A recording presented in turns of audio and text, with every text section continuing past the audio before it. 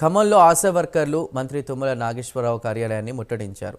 ఎన్నికల మేనిఫెస్టోలో ఇచ్చిన హామీల ప్రకారం ఆశా వర్కర్లకు 18,000 రూపాయల జీతం అందించాలని డిమాండ్ చేశారు. ఆశా వర్కర్లకు సిఐటియు కార్మిక సంఘ నాయకులు మద్దతుగా నిలిచారు.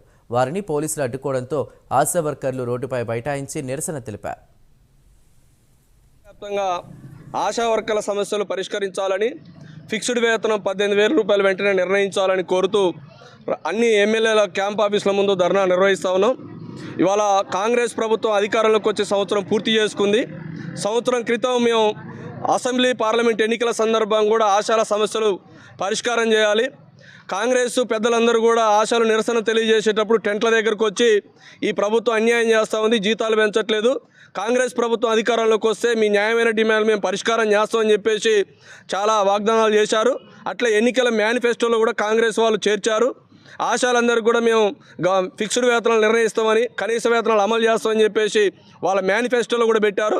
కానీ సంవత్సరం కాలం పూర్తయిన తర్వాత కూడా కాంగ్రెస్ ప్రభుత్వం ముఖ్యమంత్రి కానీ ఇటు మంత్రులు కానీ ఎవరు ఈ సమస్యల మీద కనీసం ప్రస్తావన తీసుకురావట్లేదు.